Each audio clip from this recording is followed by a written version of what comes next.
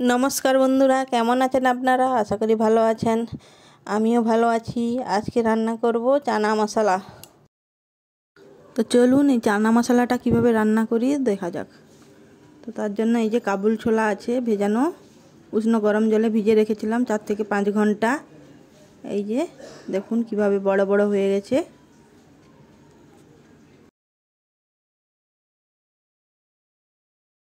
আর এদিকে এই যে ছোট ছোট করে আলু কেটে রেখে দিয়েছি, আলু দেব চানা মশলায়। আর আছে এই যে চানা মশলার মশলাটা। চলুন প্রথমে কাবুল ছোলাগুলো সেদ্ধ করে নিই।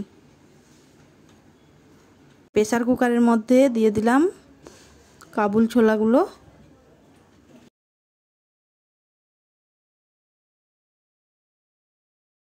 আর দেব আলু, আর একটা তেজপাতা দিয়ে দিয়েছি, আর দেব স্বাদ মতো লবণ। এবারে জল দিয়ে দেব। জল দিয়ে ঢাকনাটা দিয়ে দেব।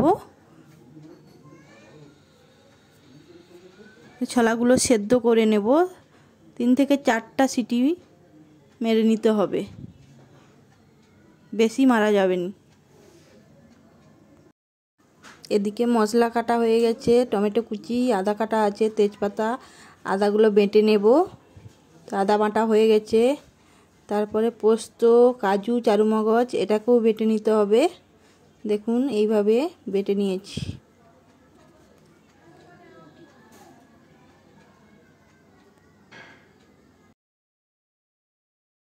এদিকে কাবুল ছোলাগুলো সেদ্ধ হয়ে গেছে। দেখুন আমি কিন্তু 4টা সিটি দিয়েছি।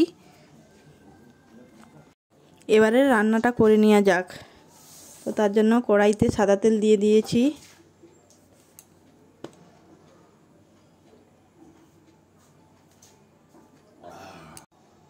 আর দেব হাফ চামচ ঘি।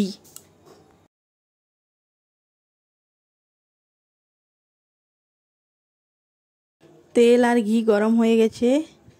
এবারে দিয়ে দেব শুকনো লঙ্কা, তেজপাতা, গোটা জিরে, টমেটো কুচি। টমেটোটাকে ভেজে নেব।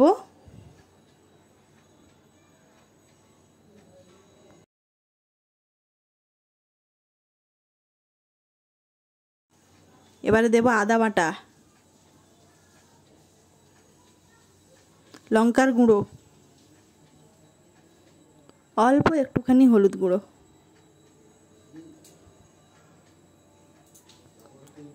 ভালো মতো কষিয়ে নেব।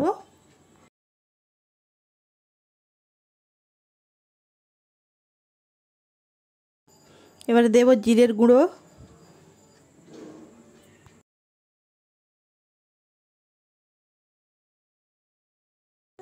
গরম মশলার গুঁড়ো দিয়ে ভালোভাবে কষিয়ে নিতে হবে। সেদ্ধ করে রাখা কাবুল ছোলা আর আলু দিয়ে দিলাম। এটাকেও ভালো মতো কষিয়ে নেব।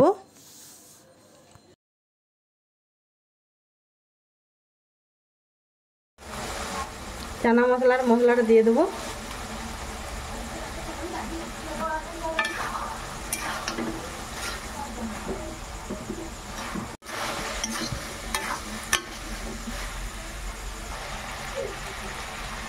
কাজু, পোস্ত, চারুমগজের বাটাটা দিয়ে দেবো।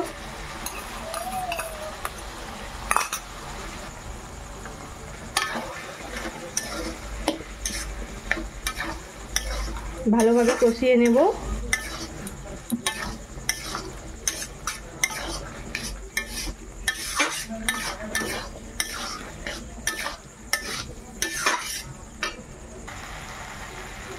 দিয়ে দেবো স্বাদ মতো লবণ।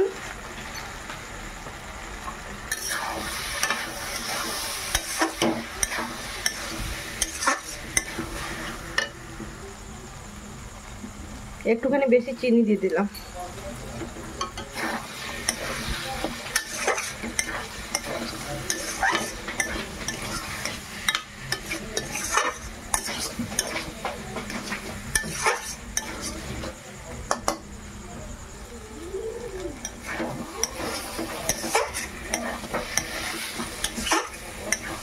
চানা মশলাটা ভালোভাবে কষানো হয়ে গেছে, এবারে জল দিয়ে দেবো।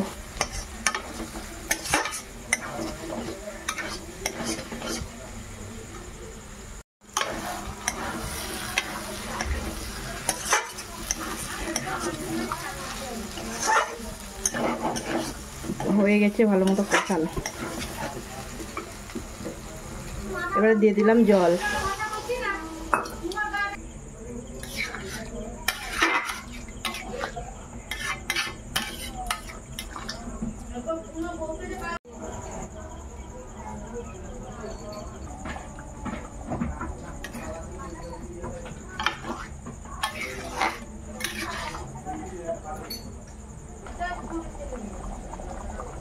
দিয়ে দিলাম ঘি আর গরম মশলা।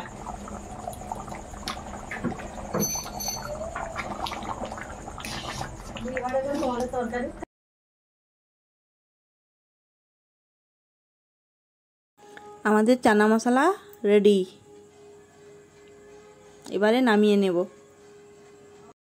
আমি যেভাবে রান্না করলাম এইভাবে রান্না করে দেখবেন, বাচ্চারা তো আগে খাবে। রান্নাটা যদি একটু হলেও ভালো লেগে থাকে তাহলে লাইক শেয়ার কমেন্ট করতে ভুলবেন না। আর নতুন নতুন ভিডিও পেতে চ্যানেলটা সাবস্ক্রাইব করে রাখবেন।